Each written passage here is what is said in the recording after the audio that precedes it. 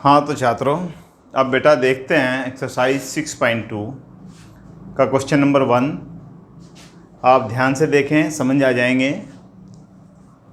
आकृति में x Y के मान ज्ञात करने हैं। देखिए आकृति दी हुई है हमें, और इस आकृति में हमें एक्स और वाई के मान ज्ञात करने हैं।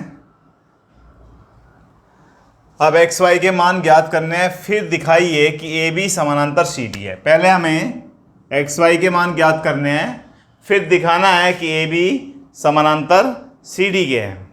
बहुत सिंपल सा क्वेश्चन है, आसान सा। देखिए ये वाला कोण आपको पता है, जब एक लाइन पर ऐसे दूसरी लाइन भी बन रही हो तो ये कोण और ये कोण दोनों का योग क्या होता है?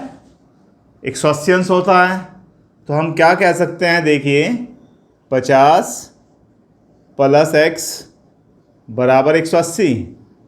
कौन सी इसमें हम अभिग्रहित लगाएं? रेखीय युग्म, रेखीय या रैखिक युग्म, लीनियर पेयर भी इसको हम कहते हैं बेटा। अब हमारे पास 50 प्लस एक्स, यह पूरी एक लाइन थी, तो 180 अंश के बराबर आ गया। तो x का मान क्या हो जाएगा? 180। और अगर मैं 50 को इधर ले जाऊं तो आपका ये 50 आ जाएगा और 130 आ जाएगा। चलिए, तो x का मान कितना हो गया? 130 डिग्री। अब हमें y का मान भी निकालना है, तो y का मान निकालने के लिए हमें क्या करना पड़ेगा? देखो मैंने बताया था, जब दो तिर्यक रेखाएं ऐसे काट रही हो तो ये वाला कोण इसके बराबर होता है। इसको हम कहते हैं शीर्षाभिमुख कोण। तो आप देखिए y बराबर क्या हो जाएगा? 130 अंश। आगे क्या लिखा जाएगा? शीर्षाभिमुख कोण, यानी कि वर्टिकल अपोजिट एंगल, शीर्षाभिमुख कोण। अगर बेटा प्रॉपर्टी याद है तो हम रेखागणित को अलजेब्रा से भी आसान बना सकते हैं। अब देखिए रेखा शीर्षाभिमुख कोण हो गया तो सीधा सीधा y का मान भी निकल गया, x का मान भी निकल गया। अब हमें एक बात देखनी है, हमें करना है कि ए बी समानांतर सी डी के हैं।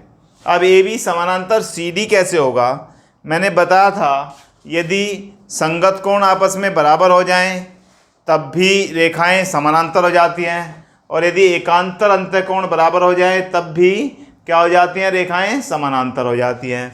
आप देखिए x का मान और y का मान बराबर बराबर आ रहा है, तो इसका मतलब ये हो गया x बराबर किसके है? y के हैं। और दोनों कोण कैसे हैं? जो कैसे कोण हैं? जो एकांतर अंतःकोण हैं। कैसे हैं बेटा? एकांतर अंतःकोण। जब एकांतर अंतःकोण बराबर होते हैं तो आप क्या कहोगे कि रेखा ए बी समानांतर हैं रेखा सी डी के। बस यही हमारा क्वेश्चन नंबर 1 था। देखिए ये कोण कैसे कोण थे? एकांतर अंतःकोण। और जब एकांतर अंतःकोण बराबर होते हैं तो वे रेखाएं कैसी होती है? समानांतर होती हैं। हो गया हमारा पहला क्वेश्चन कंप्लीट। अभी हम क्वेश्चन नंबर 2 लेते हैं। क्वेश्चन नंबर 2 में कहा है इसने, देखिए ये आकृति दी हुई है और 2 में कहा है ए बी समानांतर है सी डी के। ए बी देखिए कहाँ है? ये रही, और सी डी ये है।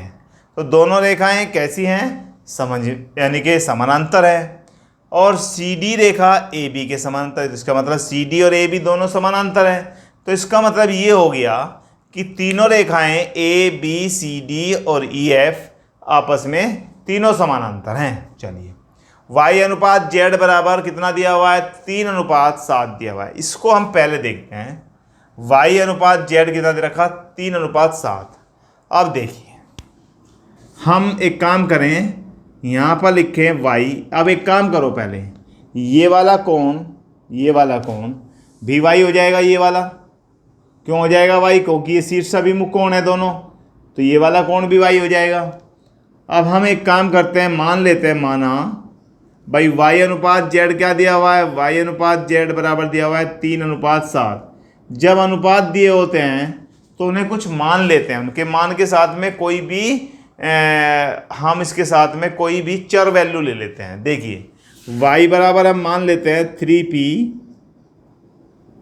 तुम और भी कुछ मान सकते हो, P के अलावा A ले सकते हो माना, और Z बराबर हमारे पास हो गया 7P।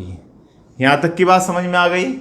और ये वाला कोण देखिए, Y जो था इसके बराबर है, शीर्षाभिमुख कोण है, तो यहाँ हम लिख सकते हैं कोण 1, यहाँ पर लिख दो कोण 1। तो कोण 1 जो है वो बराबर किसके है, Y के है। कैसा कोण है, शीर्षाभिमुख कोण है, शीर्षाभिमुख कोण।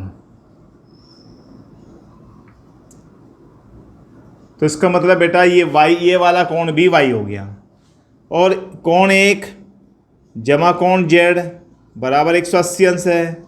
अब क्यों है इसके बारे में भी सुन लो। यह देखिए CD समानांतर है EF के, और ये रेखा यहाँ से यहाँ तक कैसी है, तिर्यक रेखा है। तो तिर्यक रेखा के एक ही ओर के कोणों का योग कितना होता है, 180 अंश। आप लिख सकते हैं यहाँ पर तिर्यक रेखा के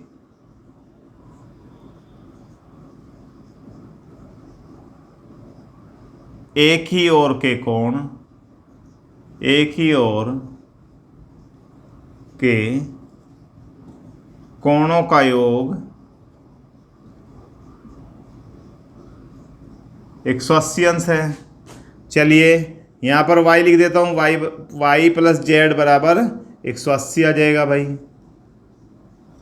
अब y कितना है 3p, z कितना है 7p, और बराबर कितना है 180। तो हमारे पास y का मान हमने रख दिया 3p और z का मान रख दिया 7p। अगर हम मैं दोनों को ऐड कर दूँ तो कितना आ जाएगा बेटा, 10p, और 10p किसके बराबर है, 180 के।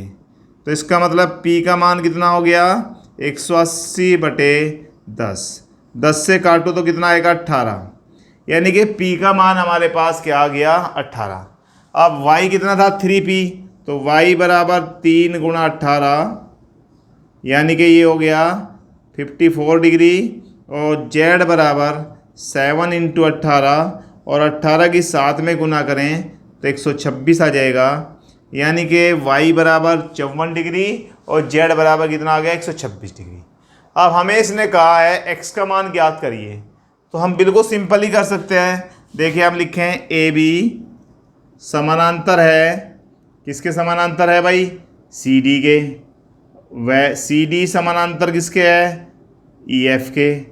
ये तो दे रखा है दोनों बातें, तो इसका मतलब AB यह वाली रेखा इसके भी समानांतर होगी, जब यह वाली इसके है और यह वाली इसके है, तो यह वाली तीसरे वाली के भी समानांतर होगी। भाई देखिए मान लिया जाए मैं यहाँ पर 3 पेन ले लेता हूँ, और ये पेन आप देख रहे हैं इसके समानांतर है, तो और एक पेन और लगा देता हूँ, ये वाला इसके समानांतर है। इस तरह से भाई तीनों ये क्या है, समानांतर हैं। अब हम समानांतर ले लें। देखिए जैसे एक पेन ही रखा है, एक ये रखा है, और एक ये वाला पेन रख दिया मैंने ऐसे। ये तीनों के तीनों हमने मान लिए समानांतर हैं। जब ये समानांतर हैं तीनों, ये इसके समानांतर है, ये इसके समानांतर, तो ये वाला भी इसके समानांतर आएगा। तो इस तरह से हमारा AB रेखा किसके समानांतर होगी, AB रेखा EF के समानांतर आ जाएगी। AB रेखा समानांतर हो जाएगी, किसके हो जाएगी भाई, EF के। तो x कोण किसके बराबर हो जाए, z के। x बराबर किसके होगा, z के। कैसे कोण है, एकांतर अंतः कोण, एकांतर अंतः कोण। तो इसका मतलब ये हो गया x बराबर 126 डिग्री। और हमारा इस लेक्चर में क्वेश्चन नंबर 1 और क्वेश्चन नंबर 2 कंप्लीट हो गया। अब नेक्स्ट लेक्चर में क्वेश्चन नंबर 3 करते हैं। थैंक यू बेटा।